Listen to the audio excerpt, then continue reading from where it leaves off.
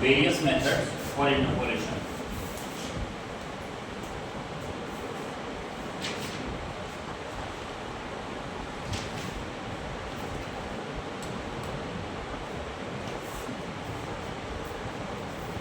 पहला है method of curve fitting.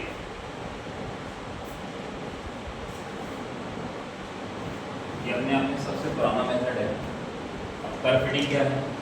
Curve fitting जैसे इसी डेटा के हिसाब से कर रहा हूँ। हम लोग जानते हैं कर्व बनाने के लिए दो अक्षरों की आवश्यकता होती है, माना ये एक्स अक्ष है और ये वाई अक्ष।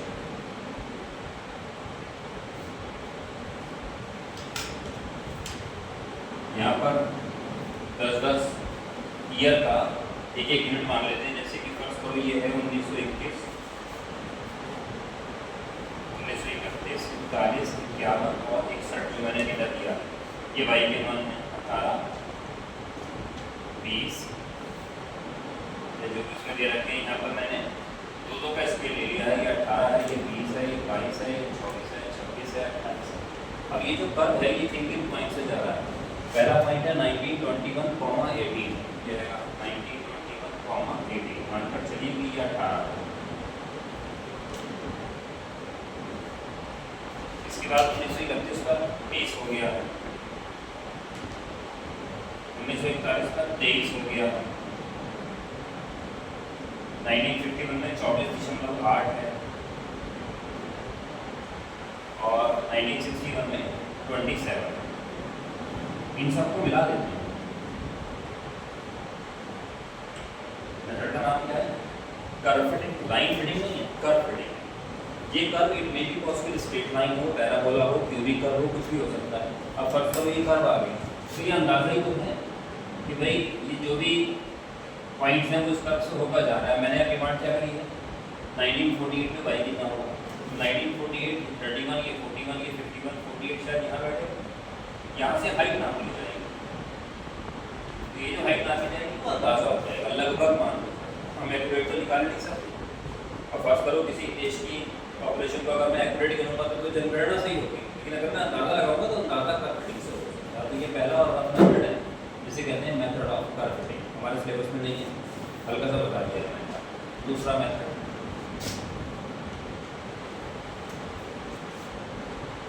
दूसरा मेथड है, इसका नाम है ग्राफिकल मेथड।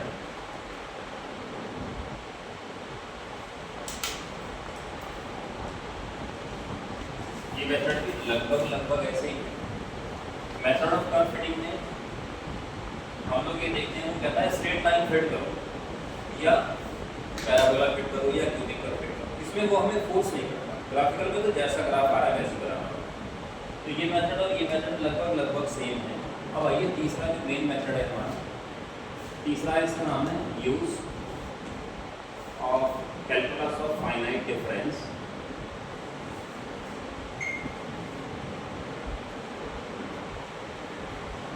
For interpolation.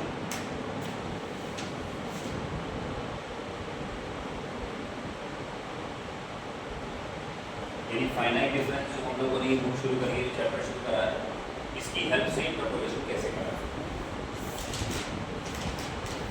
हालांकि ग्रुप में क्लास चैप्टर है अप्रॉक्सीमेशन का, जिसमें मेथड ऑफ कर्व फिटिंग का जिक्र करा गया, बट हमें वहाँ तक जाना नहीं है, उस लेवल से अबाउट हो गया है। इसलिए इन दोनों मेथड को उसका नाम लिखकर छोड़ दिया है, यहाँ से शुरू करा। इसकी जरूरत नहीं है, तो बार बार कह रहा हूँ, वो भी सिर्फ नाम डाल दो, है ना। सिर्फ यहाँ मेन है कि यहाँ शुरू करना।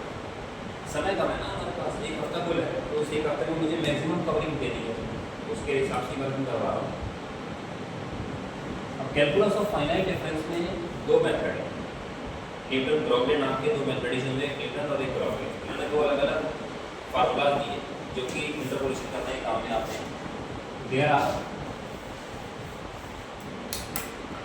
टू मेथड्स या टू फार्मूलाज फॉर इंटरपोलेशन। पहला है, इसका नाम है न्यूटन ब्रॉगली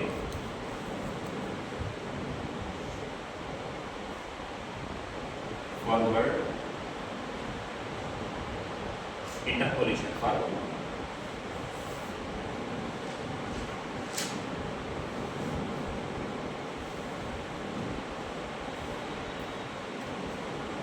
टेबल दी हुई है मुझे।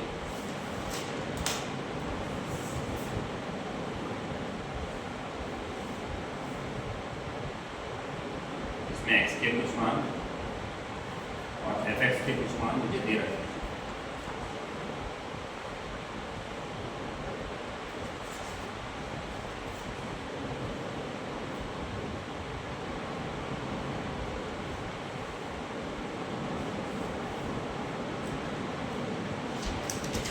given table, a given data,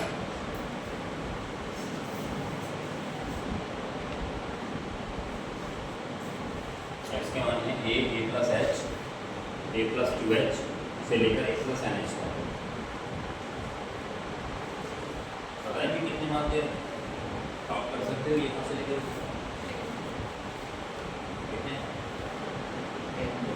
0 से 10 तक अगर मैं आपसे कहूँ काउंट करने को तो कितने की जगह 11 a प्लस 0 से शुरू करा और a प्लस nh तक है कितने मान n प्लस ये n प्लस 1 आर्गुमेंट और n प्लस 1 एंट्री पता कल मैंने मेरे कंस्ट्रक्शन में आपसे कहता था जितनी एंट्री पता हो फंक्शन से कम डिग्री का मानना चाहिए। तो न्यूटन प्रॉब्लम ने कहा कि साहब ये n प्लस 1 आर्गुमेंट और n प्लस 1 एंट्री पता है उनका ये कहना था कि इस टेबल के पीछे कोई ना कोई पॉलिनोमियल रेस्पॉन्सिबल और वो पॉलिनोमियल कितने डिग्री का लिया जाता है n डिग्री का।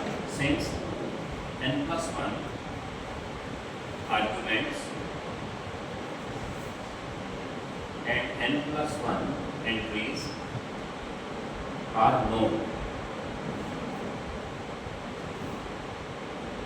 So, by calculus of finite difference,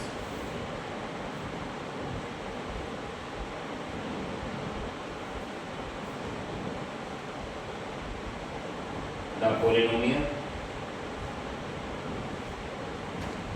which responsible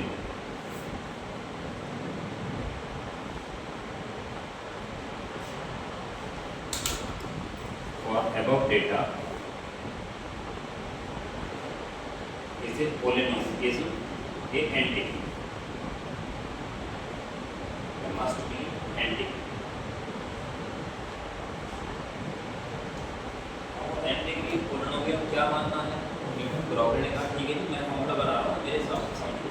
तो माना वो n-degree polynomial है a0 plus x minus a a1 plus x minus a x minus a minus h a2 plus x minus a x minus a minus h x minus a minus 2h a3 से लेकर dot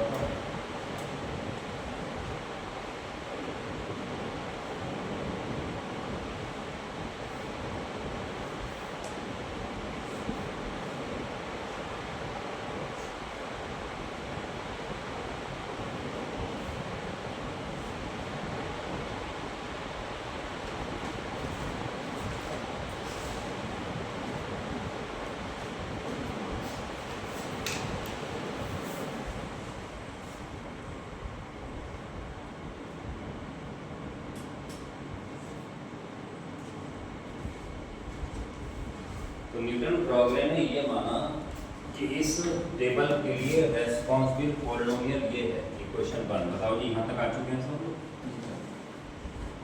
जिसमें ये a0 a1 a2 कौन है constant. मान कैसे निकले कि जब आप खुद एक्सेप्ट कर रहे हो कि इस टेबल की हेल्प से ये पॉलिनोमियल बना है या इस पॉलिनोमियल की हेल्प से ये टेबल बनी है तो इस टेबल का हर आर्ग्यूमेंट और हर एंट्री इस टेबल को सेटिस्फाई करेगी। हमने कहा ठीक है कि इस फॉर्मूले में या इस पॉलिनोमियल में x की जगह तो a रख दो तो y की जगह यानी कि fx की जगह क्या रखना पड़ेगा f। Since above table fit on 1 क्योंकि ये टेबल 1 पर फिट होनी है। हमने कहा ठीक है जी x की जगह तो रखो a और fx की जगह रखो fa। फायदा क्या होगा मुझे लग रहा है x की जगह a रखने पर ये टर्म तो जवाब है 0 हो जाएगी, ये टर्म भी जीरो, ये भी जीरो, सारी जीरो, कौन बचेगी? फर्स्ट टर्म बचेगी। तो लेफ्ट हैंड साइड तो आ गया एफ ए, और राइट साइड क्या बचा? ए नॉट। ए नॉट का मान निकल आया भाई। अब हमने कहा जरा टेबल का सेकंड कॉलम इस्तेमाल करें। एक्स की जगह तो रख दो ए प्लस एच, और एफ एक्स की जगह एफ ए प्लस एच। ये फॉर्मूले में लेफ्ट हैंड साइड को आ गया F A plus H, right side A not. लेकिन ए नॉट का मान तो अब ये भी निकाल कर लाए हो आप, प्लस इसमें रखो। तो जैसे ही आप इसमें एक्स को ए प्लस एच रखोगे, ए से ए तो एन से बचेगा H A two, sorry A one. इस एफ ए को उठा के घर ले आते हैं, एच को उठा के इसके नीचे ले आते हैं। मुझे लगता है ए वन का मान आ गया भाई। ये आया F A plus H minus f A over H. लेकिन भाई अभी अभी जो चैप्टर खत्म करा है उसमें तो ये जो न्यूमिनेटर है इसे हम लोग डेल्टा एफ ए कहते थे शायद, तो पता लगा ए वन का मान आ गया delta F A over H. ऐसी तरह हमने थर्ड आर्ग्यूमेंट और थर्ड एंट्री का इस्तेमाल करा। तो लेफ्ट हैंड साइड आया F A plus two H, A not का मतलब एफ ए। तो इसका क्या होगा? हमने क्या रखा है ए प्लस टू एच, जहाँ से यहाँ ए प्लस टू एच रखोगे ए से ए का कैंसिल, क्या आया टू एच। अच्छा ए वन का मान अभी निकाल रखा है आपने, F A plus H minus f A over H, plus इसका क्या होगा? जवाब है टू एच। इस ब्रैकेट का क्या होगा? जवाब है एच, और ए टू ये तो निकाल रहे हैं, और उसके बाद की सारी टर्म जीरो। इस एच से ये एच कैंसिल, ये एफ इधर आकर निगेटिव हो गया, ये टर्म इधर आकर निगेटिव हो गई। टू इंटू एच और ये वाला एच ए टू के साथ है, चलो चलने देते हैं। तो two into one into h square into a two, ये तो रह गया left hand side. Right hand side देखिए क्या क्या बचता है।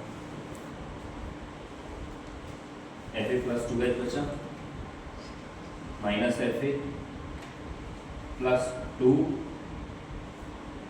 प्लस नहीं सॉरी माइनस हो जाएगा ना जरा, तो ये एफ ए इधर आकर माइनस हो गया है, ये भी इधर आकर माइनस होने वाला है, तो प्लस टू एफ ये कुल मिलाकर देख लो चेक करके। ये एफ ए इधर आकर माइनस हो गया है, एच से एच कट गया है, ये टोटल ब्रैकेट इधर आकर माइनस हो गई है, दो मैंने अंदर भेज दिया। तो राइट साइड बचा है f A plus two H minus two times F A plus H, और ये सेकंड टर्म और फोर्थ टर्म एडजस्ट होगा। ये तो कोई फॉर्मूला बन गया था, डेल नहीं डेल्टा, डेल्टा स्क्वायर एफ ए, और अपॉन में इसी को ला लेता हूँ टू एच स्क्वायर। ये मान किसका है? ए टू का। ए नॉट मैंने निकाल कर दिखा दिया है, ए वन मैंने निकाल कर दिखा दिया है, ए टू भी दिखा दिया है। लास्ट ईयर का सवाल था कि न्यूटन ग्राउले फॉर्मूले में बताओ ए नॉट क्या होता है, जवाब है एफ ए होता है। हो सकता है इस साल आ जाए कि न्यूटन ग्राउले फॉर्मूले में ए वन क्या होता है, तो जवाब है delta F A over H. ऐसे ए टू हो गया, ए जी बता सकते हो direct, delta cube F A, 3 का फैक्टोरियल, 3 का फैक्टोरियल आएगा बिल्कुल, एक्सेट्रा।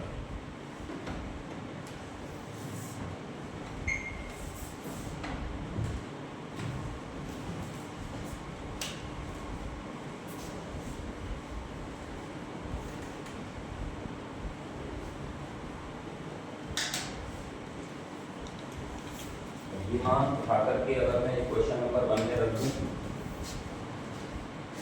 क्योंकि मेरा मेन मकसद तो 1 निकालने का था, a naught a one a two नहीं पता थे वो मैंने निकालने की, तो ये सारे मान जब मैं 1 में रखूँगा तो जो फॉर्मूला बनेगा that is known as Newton Gregory forward interpolation formula. तो पुट इन 1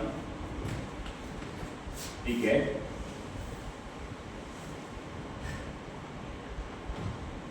फॉर्मूला बना एक्चुअल में एफ एक्स बराबर F A plus X minus A delta F A over H plus X minus A minus H delta square F A over factorial two H square till last तक। ये है Newton ब्राउडे forward interpolation formula.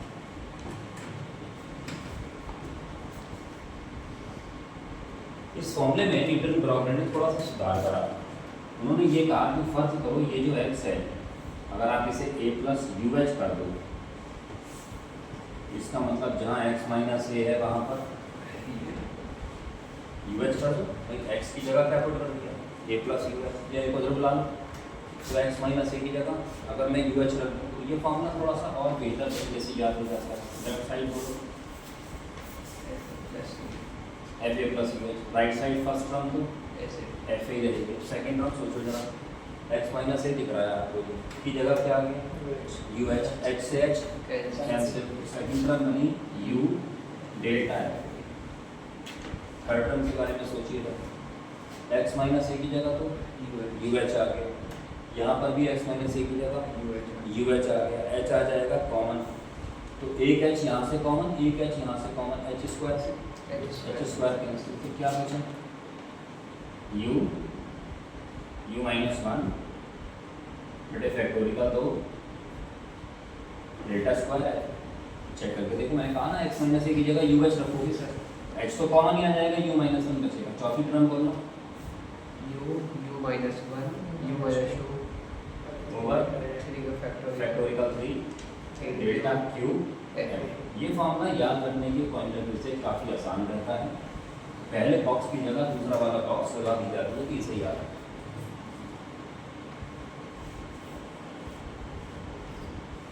इस फॉर्मूले में एक खास बात और भी है, इस फॉर्मूले में सारा फोकस किस पे करा है, जवाब है एफ ए। क्यों?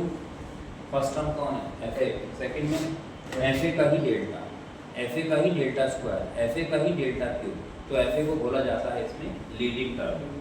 और मैंने कल आपको बताया था कि जब हम वो फॉरवर्ड डिफरेंस टेबल बनाते हैं तो उस फॉरवर्ड डिफरेंस टेबल में लीडिंग टर्म कौन होती है एफ ए, क्योंकि उसमें एफ ए का डेल्टा, एफ ए का डेल्टा स्क्वायर, एफ ए का डेल्टा क्यू सब दर्शन देने शुरू कर देते हैं।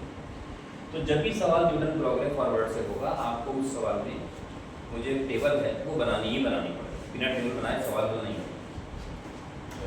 ये था फॉरवर्ड डिफरेंस। दूसरा निकालते हैं इसका नाम है न्यूटन ब्राउडे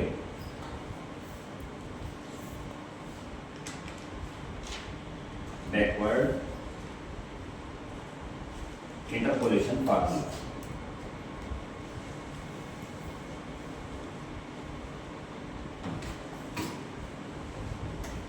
इसको मैं डायरेक्ट बता देता हूँ, प्रूफ की आवश्यकता नहीं। इसका डायरेक्ट स्टेटमेंट लिख देता हूँ। फॉर्मूला है A plus N H plus U H बराबर एफ ए plus N H plus U del F ए plus N H plus U minus one बटे फैक्टोरियल दो डेल स्क्वायर एफ ए प्लस एन एच फिर last.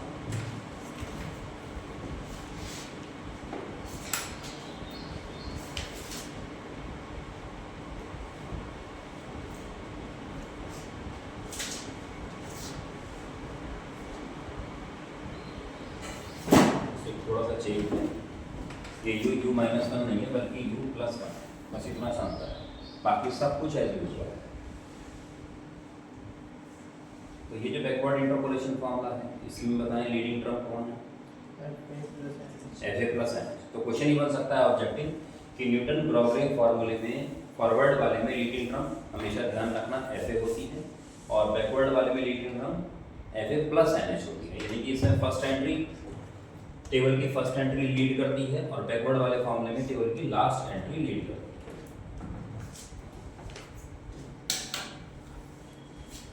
इस पर example 1 2 3 तीन चार example शुरू के देख लीजिएगा।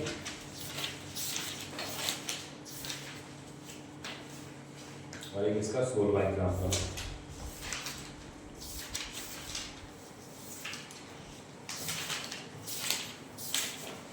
एक्सरसाइज वाली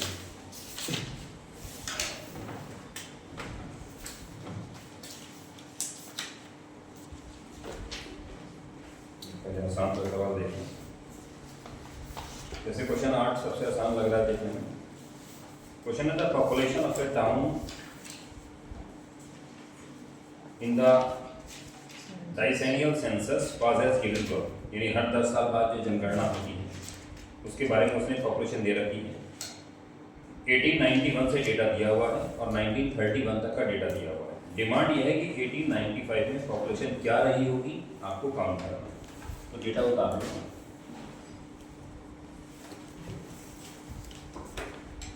पहली रो है ईयर, इसे एक्स मान लो।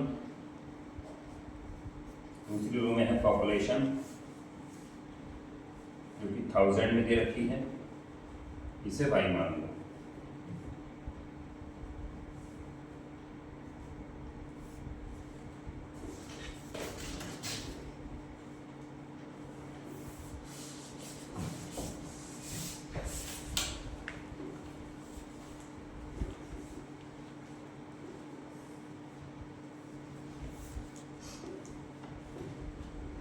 डिमांड है कि जब 1895 ईयर चल रहा होगा तब पॉपुलेशन क्या रही होगी।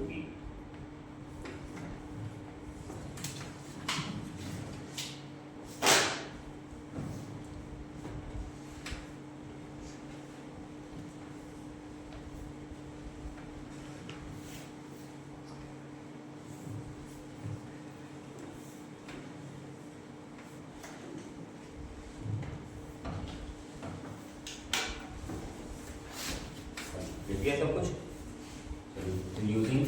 अच्छा एक चीज़ और जो बतानी है आपको, फार्मूले तो दो आ गए। अब क्वेश्चन ये है जब दो फार्मूले हैं तो भाई इसमें कौन सा बेहतर है लगाना, उसके लिए सलाह दी है इन्होंने।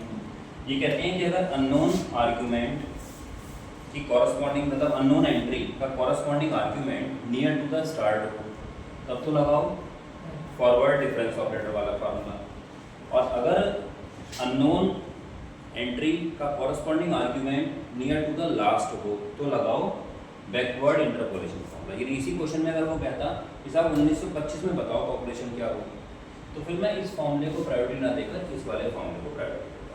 और अगर वो मुझसे कह देते जी 1912 में बताओ, तो जवाब है 1912 तो मिडल में है भाई। तो हमारा अगला चैप्टर उसमें सेंट्रल डिफरेंस फॉर्मूले आते हैं 4, Gauss forward, Gauss backward, vessels और स्ट्राइडिंग, उनको इस्तेमाल करा जाता है। वो फॉर्मूले तब इस्तेमाल होते हैं जब अननोन एंट्री का corresponding argument near to the middle हो।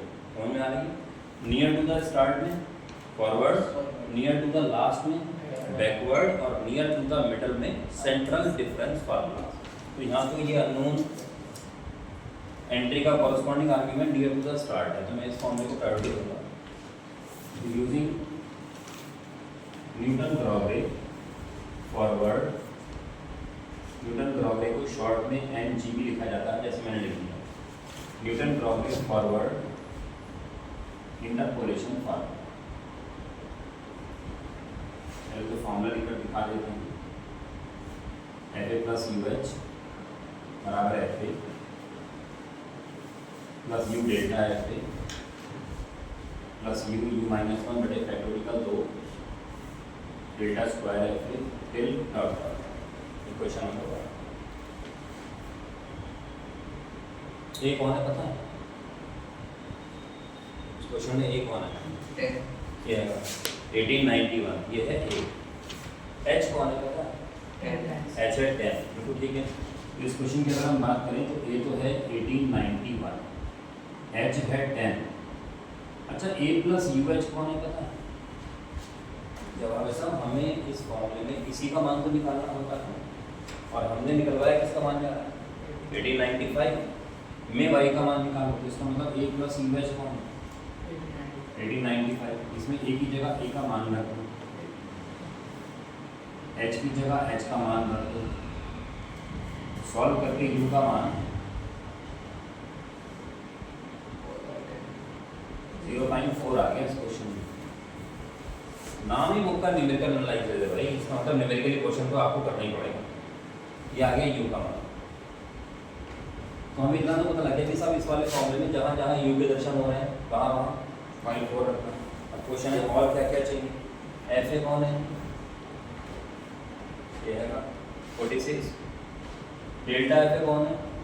पूछा हो तो निकालना पड़ेगा, ऐसे कैसे बता दें। तो अब एफ ए चाहिए, डेल्टा एफ ए चाहिए, डेल्टा स्क्वायर एफ ए चाहिए, डेल्टा क्यूब एफ ए चाहिए, और वो सब निकालने के लिए एक टेबल बनानी पड़ेगी, जिसे कहते हैं फॉरवर्ड डिफरेंस टेबल। उनमें ए फॉरवर्ड डिफरेंस टेबल, और यही अगर हमने दूसरा फॉर्मूला लगाया होता, टेबल का नाम क्या होता, बैकवर्ड डिफरेंस टेबल चाहिए होती थी।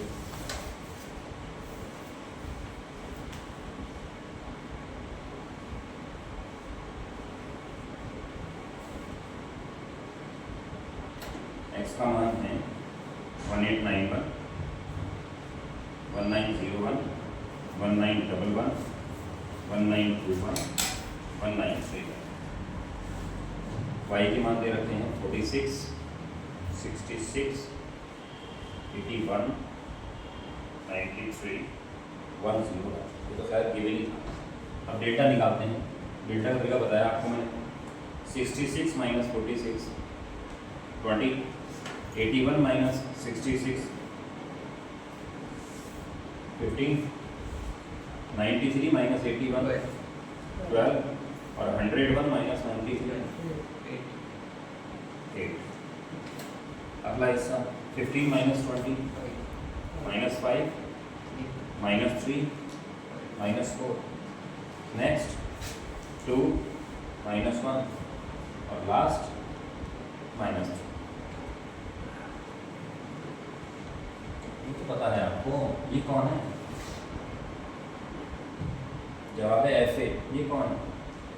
Delta F A, delta square F A, delta cube F A, और डेल्टा की पावर 4 एफ ए, क्योंकि लीडिंग टर्म तो यही होती है, और इस मामले में यही मुझे जगह जगह चाहिए। तो इस सारा डेटा को 1 में ट्रांसफर कर दो, तो 1 बिकम,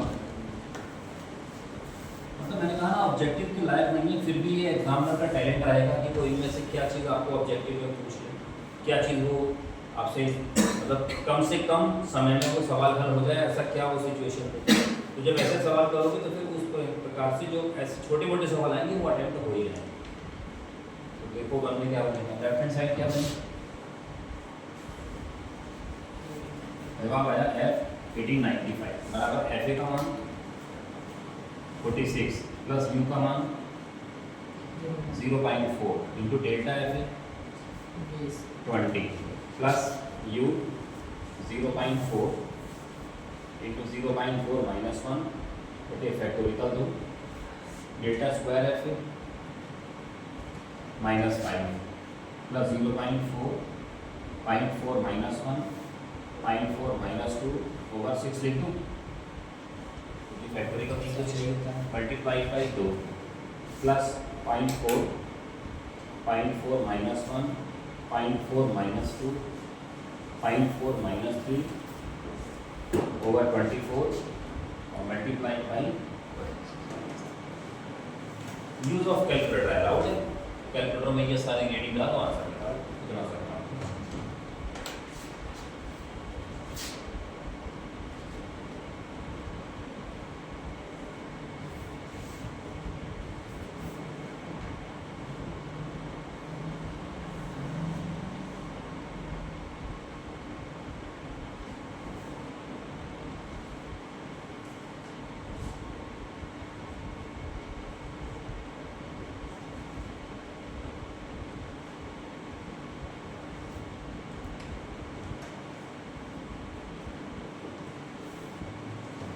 फिलहाल तो कैलकुलेटर नहीं है, मोबाइल से कर देता हूँ उसको।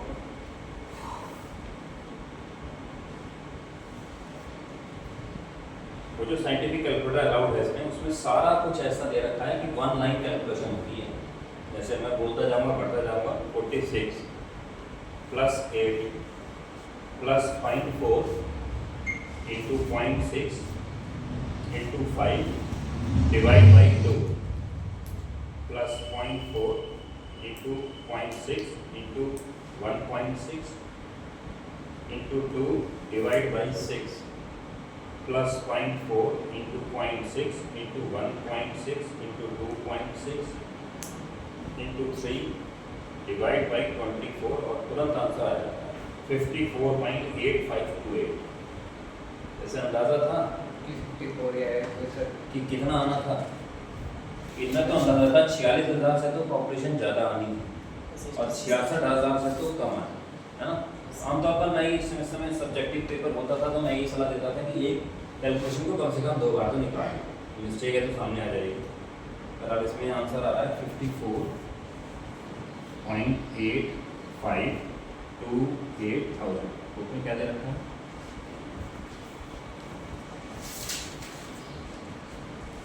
ये सर इतना ही है।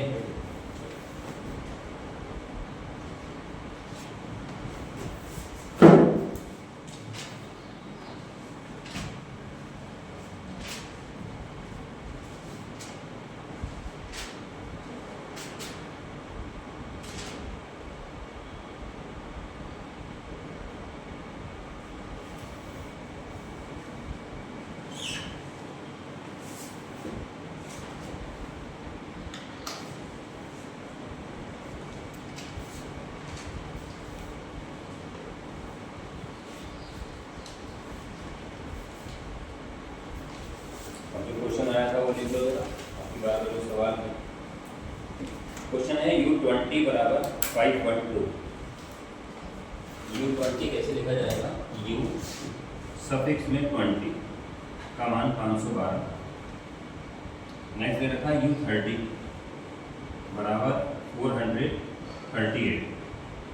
U40 347। U50 240।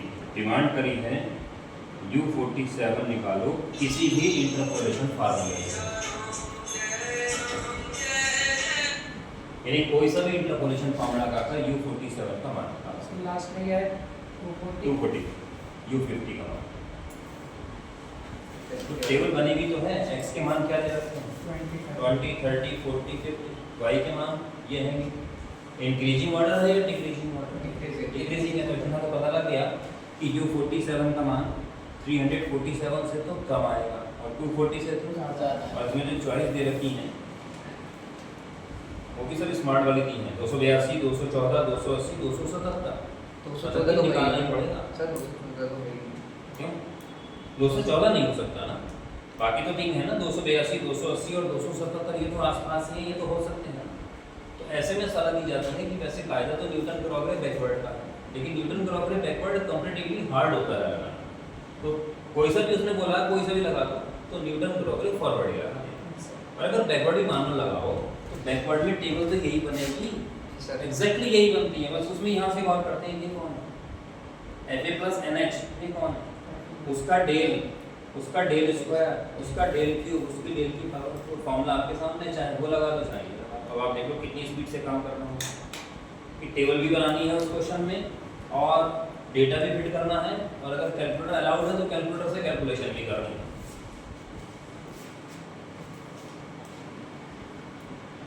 एक और सवाल आया है, इसको भी लिख लो। इसमें सर तो वो एडमिट कार्ड में लिखा हुआ है कैलकुलेटर अलाउड है। इसमें तो लड़ाई भी हुई थी मेरी भैया वहाँ पर, इसमें पेपर तो लड़ाई भी करके आया था वहाँ पर, क्योंकि वो अलाउड करा नहीं उन्होंने किसी कीमत पर कैलकुलेटर। और इसके अंदर तो 35 में से लगभग 28 सवाल ऐसे थे बिना कैलकुलेटर हो ही नहीं सकते, और उन्होंने करा ही नहीं अलाउड, खुले लिखा हुआ ही नहीं आया। यूनिवर्सिटी बात करी और साहब होना तो चाहिए था, लेकिन तब तक 2 घंटे निकल चुके थे, कुछ भी नहीं हो सकता। पिछली बार के पेपर में आसानी कटी, सिर्फ एक क्वेश्चन दिया, सिंगल क्वेश्चन ऐसा आया था जो कैलकुलेटर से होना था, बाकी 99 सवाल ऐसे थे जो कैलकुलेटर से नहीं होने थे, तो उसमें कहने की आवश्यकता ही नहीं पड़ी। चलो है लिखो। With the help of Newton forward interpolation formula, question है फाइंड y 0.4। Find y 0.4। अब टेबल दी हुई है, ये छोटा सा ही सवाल था वैसे।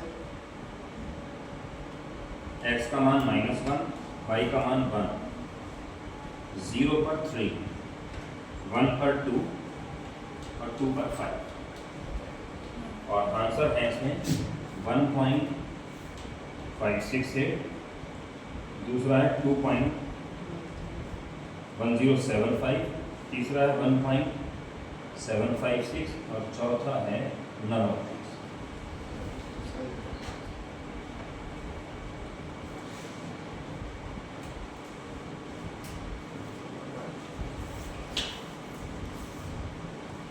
और और वो दिया न्यूटन फॉरवर्ड से निकालना। हालांकि न्यूटन फॉरवर्ड कायदे में लगना नहीं चाहिए, क्योंकि ये फार्मूले जब काम करते हैं जब y के मान या तो इंक्रीजिंग हो या तो डिक्रीजिंग हो। यहाँ पर क्या है 1 से 3 आया, 3 से जंप मारकर नीचे 2 हो गया, फिर 5 हो गया, तो लगना तो नहीं चाहिए, लेकिन उसने मजबूरी ये बोला तो उससे करना ही पड़ेगा।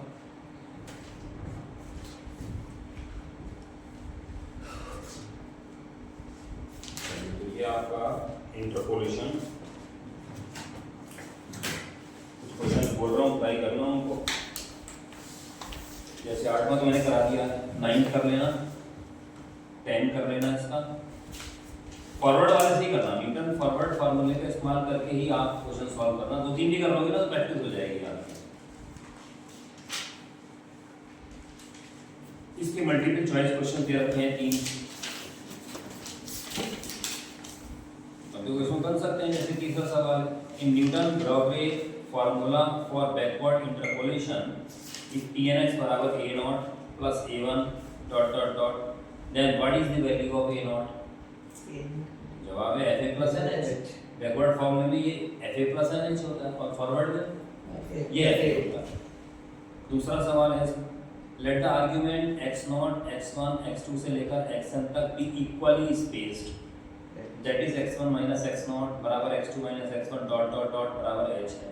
then f x0, x1, dot dot dot xn का मान क्या होगा, ये नहीं बताया जा सकता है। ये अगला चैप्टर जब स्टार्ट होगा तब पता चलेगा, क्योंकि इसने ये जो बता दिया ना f, इसे कहते हैं डिवाइडेड डिफरेंस ऑपरेटर। अभी इसके बारे में नहीं बता सकता मैं। पहला सवाल हो सकता है f0 का मान 3 है, f1 का मान 6 है, f2 का मान 11 है, f3 का 18 है, f4 का 27 है। बताओ फंक्शन कौन है। इसको हमने चैप्टर नंबर 1 में देख लिया, वहाँ से निकाल दें। पहला आ रहा है। अच्छा, एक तरीका और भी है जो अभी ने पता लगा लिया। 0 मान रखा, इन्होंने x की जगह 0 रखा, चारों ने। जैसे x की जगह 0 रखा तो पहले वाले ने तो आंसर दिया 3, दूसरे ने आंसर दिया 1, तीसरे ने 5, चौथे ने 4। तो इनको यहीं से पता चल गया कि होना हो फंक्शन पहला वाला ही होगा। फिर इन्होंने हाथ पास मुझे लगता है f1 का मान भी चेक कर लिया होगा। f1 का मान जब पहले फंक्शन से निकाला गया तो ऑनलक 6 ही आ गया। f2 का मान 2 3 4 4 बिल्कुल ठीक आ। तो ये स्मार्ट वर्क कहा जाएगा कि बिना किसी फार्मूला लगाए हमने क्वेश्चन के आंसर्स की हेल्प से ही रीड कर दिया कि हमारे डेटा को कौन सा वाला पॉलिनोमियल सेटिस्फाई है, उसको रीड कर लिया। चलिए, तो ये इंटरपोलेशन समझ में आ गया।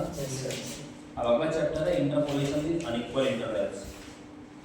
यानी अब तक हमारे जो पहला और दूसरा 2 चैप्टर चले, इसमें जो डेटा दे रखा था उसमें x के 2 मानों के बीच का अंतर फिक्स था, जिसे हम कहते थे इंटरवल ऑफ डिफरेंसिंग। और किससे लिखते थे? h से। अब ये कह रहा है अनइक्वल इंटरवल। अनइक्वल इंटरवल का मतलब जो डेटा में बाउंडेशन थी, जैसे यहाँ देखो -1 से 0 डिफरेंस 1 है, 0 से 1 डिफरेंस 1 है, डिफरेंस 1। इसमें डिफरेंस हर एक में 10 10 10 का है। अब ये बाउंडेशन खत्म कर दी। अब ये डिफरेंस कुछ भी हो सकता है, अर्थात जैसे x के मान 6, 8, 12, 15, 21 और y के मान यही मान लो। तो ये वाला जो डेटा तैयार होगा ये कहलाएगा अनइक्वल इंटरवल। करना अभी भी वही होगा, क्योंकि चैप्टर का नाम तो अभी भी इंटरपोलेशन ही है ना। अब क्या होगा, इस डेटा के हिसाब से वो आपसे कहेगा जब x 9 है y बताओ कितना। तो हमारे ये वाले फॉर्मूले तो फेल हो गए, क्योंकि इन फॉर्मूलों में तो h का जिक्र है। यहाँ पर हम 2 नए फार्मूले सीखेंगे। एक का नाम है न्यूटन्स डिवाइडेड डिफरेंस फार्मूला और एक का नाम है लैग्रांज फार्मूला। ये तब इस्तेमाल होते हैं जब इंटरवल अनइक्वल हो। लिखिए कल हुआ आंसर पर सवाल कर ली गए। कल को सुबह बता दो। कल संडे है ना, कल आ जाओ सुबह। कल मैंने सुबह का